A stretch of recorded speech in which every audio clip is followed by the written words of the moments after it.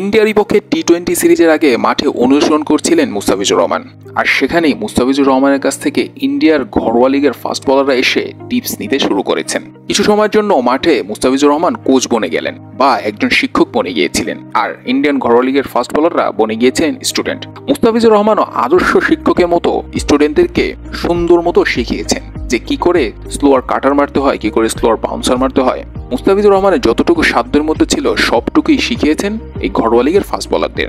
সাকিবের পর যদি বাংলাদেশের কোনো ক্রিকেটার ইন্ডিয়াতে ফেমাস হয়ে থাকে তিনি হচ্ছেন মুস্তাফিজুর রহমান। নিয়মিত আইপিএল খেলেন মুস্তাফিজ, যার কারণে ইন্ডিয়াতে অনেকটাই ব্র্যান্ড ভ্যালু বেড়েছে মুস্তাফিজুর রহমানের। বিশেষ করে তার অভিষেকটাই হয়েছিল ইন্ডিয়ার বিপক্ষে, আর সে অভিষেক সিরিজটা তো সবারই মনে আছে। তারপর থেকে অনেক ফেমাস হয়েছেন মুস্তাফিজুর রহমান, আর এটা ধরেও রেখেছেন ফিজ।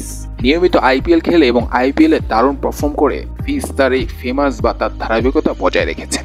তো যার কারণে মুস্তাফিজকে সামনে পেয়ে ইন্ডিয়ান ঘরোয়া লিগের বোলাররা যতটুকু সম্ভব টিপস নিয়ে নিয়েছেন। দূরে দাঁড়িয়ে থেকে মুস্তাফিজুর রহমানের বল দেখেছেন, তাকে ফলো করেছেন। কাছে যখন এসেছেন মুস্তাফিজ তখন তার কাছ থেকে টিপস নিয়েছেন। সবকিছু মিলিয়ে একটা দুর্দান্ত মুহূর্ত সৃষ্টি হয় মাঠে কিছু সময়ের জন্য।